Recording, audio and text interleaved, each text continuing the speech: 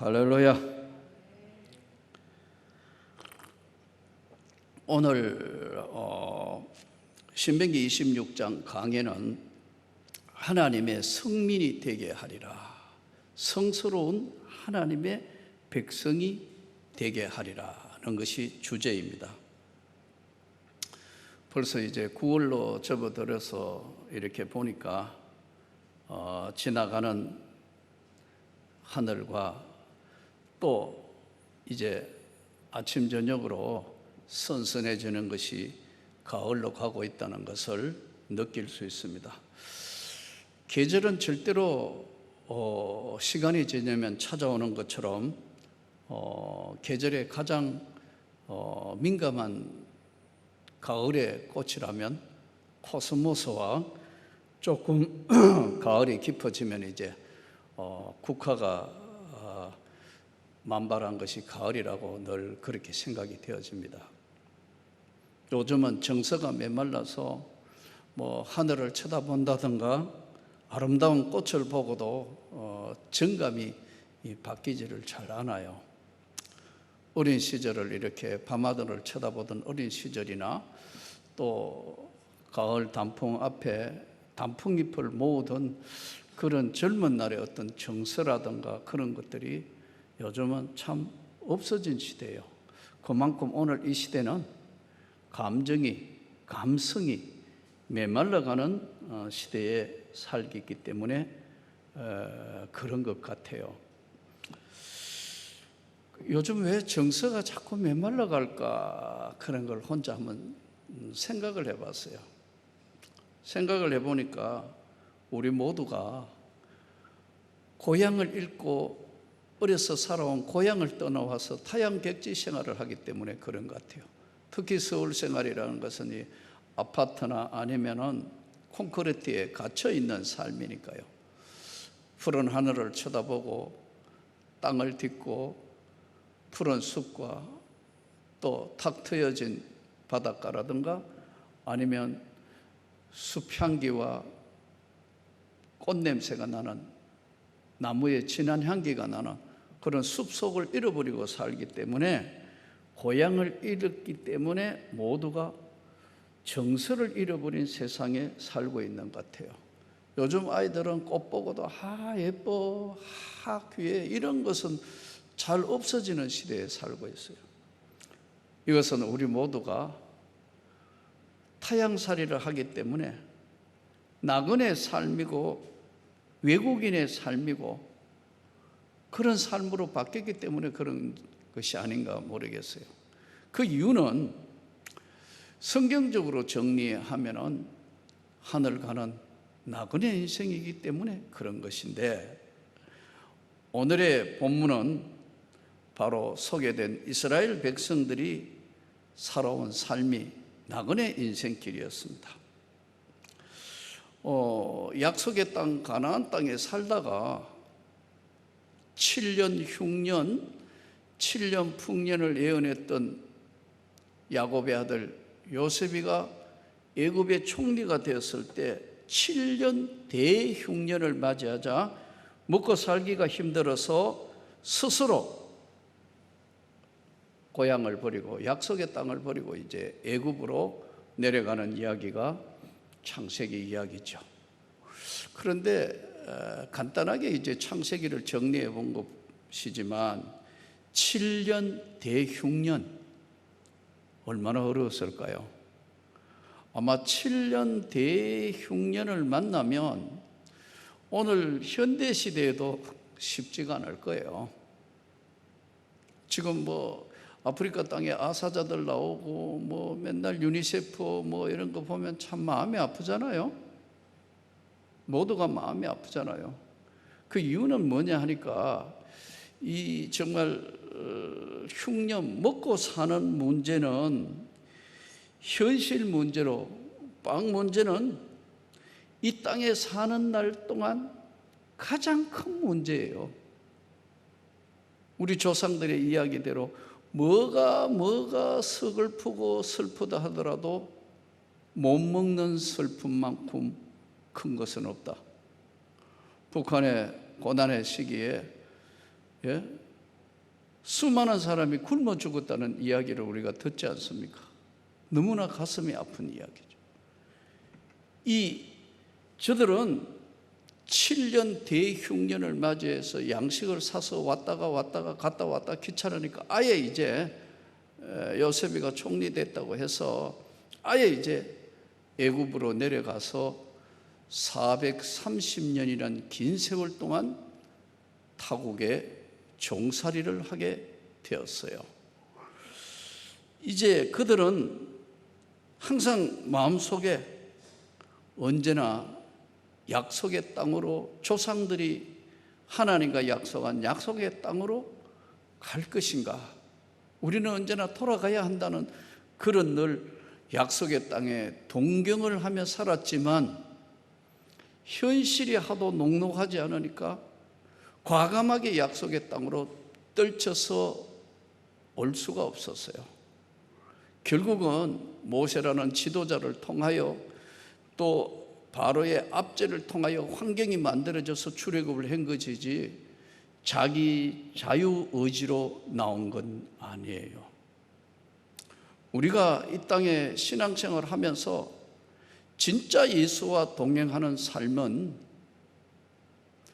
현실을 뛰어넘는 믿음과 그 신앙 위에, 바탕 위에 세워져 있지 아니하면은 마치 약속의 땅을 동경은 하지만 뛰쳐서 나올 수 없는, 바로 출애굽할 수 없는 창세기에 노예로 살았던 그 애굽의 백성과 별반 차이가 없어요. 그래서 오늘 또 이 땅을 살면서 약속의 땅, 더 확대 성경 재해석하면 하나님의 나라를 향하여 가는 하나님 백성이 이 땅의 삶을 어떻게 살아야 하나님 백성이 되는 것인가? 너희 여호와 하나님의 성민이 되게 하리라, 백성이 되게 할 것이다. 그러니까 약속의 땅을 향하여 가는 하나님 백성들이 1절부터 11절까지 내용을 분석해 보면 약속의 땅을 가는 하나님의 백성들, 가나안 땅을 꿈에라도 그리며 살아왔다. 언젠가 난 가야지. 그러나 이 땅에 사는 것이 먼저지. 그건 뭐 이 다음에 언제든지 갈 수 있지. 그러다가 생각지도 아니하는 질병이 찾아왔다. 생각지도 아니하는 사고를 만났다. 한순간에 그 앞에 서야 되는 거예요. 이런 분들 고백하는 거 들어보면 참 약속의 땅이 꿈에만 그리는 것이 아니고 동경하는 것만 아니고 이 땅의 삶도 하나님의 백성은 확신 속에 살아야 되는 거예요. 현실을 뛰어넘는 확신을 가지면서 약속의 땅을 바라보고 의에 거하는 바, 하나님의 백성은 약속의 땅을 향하여 정확하게 방향을 보고 그것을 향하여 확신 속에 살 때만 이 땅의 삶이 가치 있는 삶으로 바뀐다는 거예요. 그들은 다음과 같이 신앙 고백을 하면서 살았는데, 첫째, 그들은 삶의 모든 현장에 있어서 하나님이 자기의 모든 인생과 삶을 주관한다는 것을 고백하며 살았어요. 그러니까 한마디로 이야기하면 신앙 고백적 삶이에요. 말로만 전능하사 천지를 만드신 하나님 아버지를 내가 믿사오며 이 신앙 고백하는 것이 아니고 삶의 현실 속 하나하나의 신앙 고백적인 삶을 살았다는 거예요. 이게 오늘 가장 중요한, 하나님의 성민은 한마디로 이야기하면 뭐냐? 신앙 고백적인 삶을 살았다는 거예요. 여기서 저들은 가나안 땅을 기업으로 주신 것에 대한 은혜의 감사, 하나님이 이스라엘 백성들에게 주신 약속의 땅에 들어와서 하나님이 가나안 땅을 기업으로 주신 은혜에 감사했다.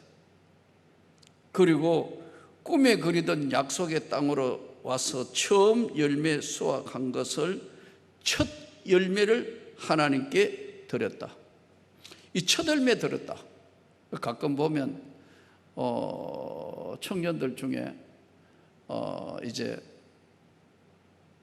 직장에 처음 나아가 첫 받은 월급을 첫 열매로 다 드리는 우리 청년들도 보았고 성도들도 보았어요. 참 그럴 때마다 이 귀한 것이다. 신앙 고백적인 삶을 고백한 것이다. 귀한 것이에요. 저들은 하나님 앞에 첫 열매를 드리면서 하나님 앞에 귀한 것을 드려서 약속의 땅을 기업으로 주신 은혜에 바로 감사를 하는 신앙 고백적인 첫 반응을 보인 겁니다. 미국에 이렇게 여러 차례 집회를 가면서 깨달은 것이, 저 시카고 중부시장이라는 곳에 가면은 조그만한 이 동태찌개를, 생동태찌개를 하고 있는 할머니가 있어요. 그러니까 이제 중부시장이니까 이제 좀 우리로 이야기하면 큰 슈퍼마켓, 큰 슈퍼마켓이에요. 그 안에 한 자리에 이제 이 할머니가 생동태찌개를 하고 있어요. 근데 사람들이 줄을 쫙 서서 먹어요. 유학생들이든 하이웨이 바로 밑에 있는 데니까 접근하기가 좋아서 와서 먹고. 그래서 이제 우리 강사로 갔으니까 목사님들이 맛있다고 해서 몇 번 가보니까요, 진짜 맛있어요. 생동태를 해서 맵지 않고 콩나물하고 파하고 이렇게 해가 했는데 고향의 냄새가 물씬 풍기는 거예요. 그러니까 유학생활 하는 애들 고달프고 힘들고 어려우면 줄 서가지고 와서 그걸 먹는 모습을 보면서 얘들은 음식을 먹는 것이 아니고 고향을 지금 찾아온 것이구나. 그 할머니는 또 친절하게 김치도 직접 담아서 애들한테 주고, 또 어떨 때는 자취하는 이런 좀 애들 어려우면 김치 사서 주고, 이런 모습을 보면서 이 할머니는 물론 경제적인 것도 있겠지만 돈 버리는 경제적인 것보다 이 유학생이나 고달픈 이민 생활에 찌달리고 시달리는 사람들에게 음식을 만들어 맛있게 먹이는 기쁨으로 사시는 것 같아요. 그 이제 몇 번 저도 계속 오가지고 한국서 온 목사도 하니까 예수 믿으시니까 그러시냐고. 사랑하는 성도 여러분, 우리가 약속의 땅을 향하여 가는 백성이 한시도 눈을 떼지 않고 신앙 고백적인 삶을, 이들은 첫 열매를 드렸고, 그리고 두 번째는 이 사람들은 이스라엘 백성들의 과거 노예 때 힘들었던 그 과거의 노예 생활을 회상하며 살았어요. 다시는 노예로 돌아가서는 안 된다. 그리스도께서 너희를 자유케 하려고 자유를 주셨으니 다시는 종의 멍에는 매지 말라.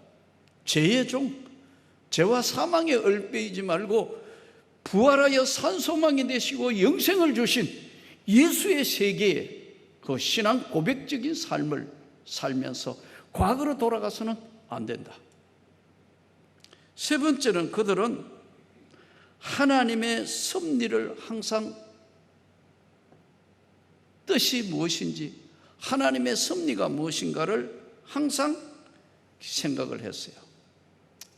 자주 인용되는 하나님 말씀입니다만은 잠언서 16장 9절 말씀대로 계획은 인간이 할지라도 그 걸음을 인도하신 건 여호와 하나님이시다.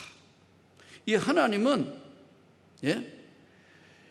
열재앙, 홍해를 가르고 여러 가지 무리바의 물사건도 있고 수많은 이제 출애굽함에 이랬던 그 가운데 이스라엘 백성들이 깨달았던 것은 계획은 인간이 하고 걸음을 인도하신 건 하나님이시다. 그 하나님은 여전히 우리와 함께하고 계신다는 사실을 신앙 고백적인 삶으로 쳐들매 과거로 돌아갈 수는 없다. 동시에 저들은 하나님이 인도하신다는 데 대해서는 질문이 없었어요. 신앙 고백적인 삶에 있어서의 가장 중요한 것은 하나님이 나와 오늘 또 동행하고 함께 가고 계신다는 사실을 믿는 겁니다. 또한 이들은 저들의 삶에 약속의 땅을 그리워 살았던 그들은 약속의 땅에 도착을 했을 때는 하나님께 철저한 헌신을 다짐했어요. 헌신은 두 가지인데 하나는 뭐가 우선이냐는 거예요. 내 삶에 여러 가지 많은 일, 이것도 바쁘고 저것도 바쁘고 하지만 무엇이 제일 우선순위냐? 하나님께 예배 드리는 거, 하나님께 기도하는 거, 하나님께 나와서 가장 소중한 거 드리는 거, 그리고 하나님 앞에 봉사하고 헌신하는 거. 이것을 그들은 신앙 고백적인 삶의 네 가지 중에 첫째는 바로 하나님 앞에 쳐들매 동시에 과거로 돌아가지는 않는다. 하나님이 인도하고 계시고 동행하고 있다. 동행하고 나와 함께하고 계신다. 동시에 하나님께 자기 삶의 가장 우선이 헌신이다. 이것이 바로 이스라엘 백성들에게 주신 하나님의 은혜고 저들이 성민이 되는 삶이었습니다.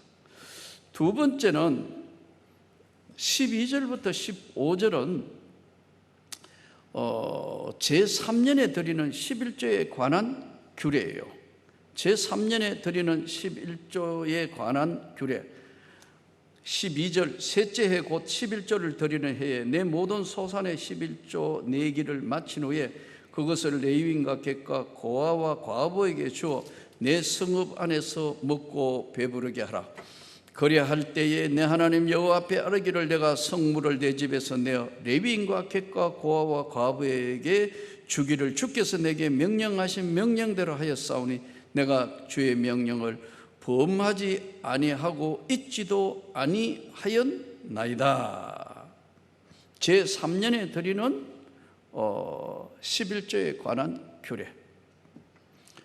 가나안 땅에 가서 저들이 이제 정착을 했을 때에 11조에 관한 규례인데, 가나안 초기에는 이들이 하나님 앞에 예배드리는 방법이 상당히 다신교적인 예배 방법이었습니다. 그래서 베델, 세겔, 실로 이 모든 것을 중앙성소인 예루살렘으로 이제 정하게 되었고, 11조를 드리는 원칙은 하나님의 것을 하나님께 온전히 드린다는 이런 정신입니다. 11조를 드리는 정신은 하나님께 영광, 온전하게 하나님께 드림, 그리고 감사함으로, 이게 10의 1조를 드리는 것인데, 우리는 하나님 앞에 드리는 소득의 10의 1조가 신앙 고백적인 것이라는 것을 잊어서는 안 돼요. 대부분 잘 믿는 가정에 신앙생활이 준비된 사람들은 어려서부터 당연히 하나님이 내게 소득으로 준 10의 1조를 당연히 드린다. 그런데 그렇지 않고 신앙생활이 중도 회심자나 처음 이제 믿는 사람들한테는 첫 번째 넘어가야 될 것이 바로 10의 1조 문제예요. 만만치 않습니다. 이거 드려야 되나?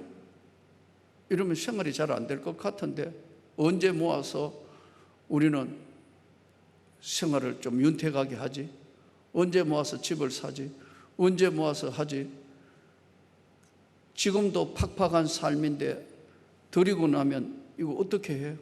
이것이 굉장히 처음 신앙 고백적인 신앙으로 넘어가는 데는 걸림돌이에요.